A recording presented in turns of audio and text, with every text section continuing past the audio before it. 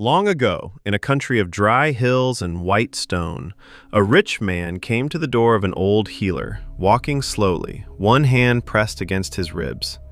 On his shoulder sat a small green lizard. 3 winters ago, this creature bit me, the man said, and yet it has never once left me since. It sleeps in the curve of my neck. It watches me while I eat. When the fever takes me, it stays for days without moving. I have come to think the bite was only how we were introduced, and that, in its own quiet way, it has learned to love me. The healer looked at the man for a long time. Then he looked at the lizard, which looked back at him with 2 small, patient, unblinking eyes. "Sit," the healer said, "and let us see what loves you." He pressed his fingers along the man's side, beneath the jaw, behind the ears. He asked when the man grew tired. He asked how he slept. He asked, last of all, whether the lizard ever bit him again, softly, in the night, where he might not notice. The man thought. "Sometimes I wake with a small ache," he admitted, "but by morning it is gone. I have always taken it for affection." The healer was quiet for a while. Then he said the thing the rich man did not want to hear. The first bite never ended. It only learned patience. Each night, your friend returns a little of its venom to your blood. Never enough to fell you, only enough to keep you slow and tired and grateful for the company. "Then it is not love?" the man whispered. "It stays because it is waiting," said the healer. "Waiting for what?" "For the morning you are too weak to rise. It has counted your coins from your shoulder. It has measured your house from your pillow. It does not love you, friend.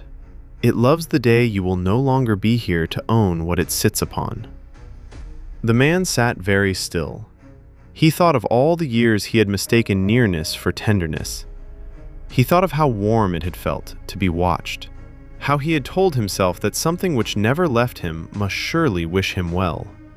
"How do I know the difference?" he asked at last. "It stayed when everyone else left. Surely that counts for something." The healer shook his head, gently. "Many things will stay beside you. The question is never whether they stay. The question is what they are waiting for.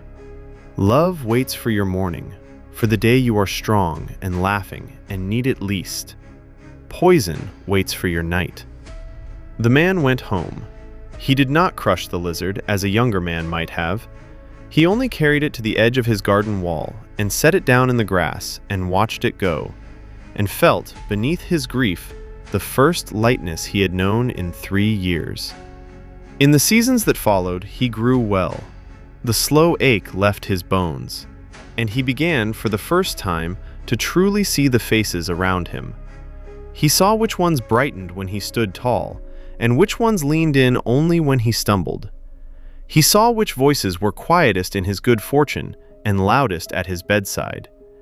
He noticed, with a strange ache, the few who seemed almost disappointed that he had recovered at all. Those he let go. The rest he kept close, the ones who laughed when he laughed, who had nothing to gain from his falling. And when he was very old, a young man came to him heavy-hearted, complaining that the one who never left his side had somehow left him hollow. The old man only smiled. "Ask yourself one thing," he said. "When you rise, do they rise with you? Or do they only come alive when you are low?" "And if I cannot tell?" the young man asked. "Then watch the morning. Anyone can sit beside your night. Your weakness costs them nothing. But the one who is gladdest to see you well, that one was never waiting for anything at all." The young man left, thinking, and the old man sat in his garden, in the warm last light, with no small green weight upon his shoulder, and was glad. Not everyone who stays beside you is keeping watch over your life. Some are only keeping watch over its ending, patient, gentle, certain that one day they will inherit the warmth they never once helped you build. So when something will not leave your side, do not ask only whether it stays. Ask what it is waiting for. Love waits for your morning. Only poison waits for your night. Not everyone who stays is keeping watch over your life. Some are only keeping watch over its end. Love hopes you grow stronger. It is gladdest on the days you need it least. What feeds on your weakness will never wish you well. It only waits. So when something will not leave your side, don't ask whether it stays.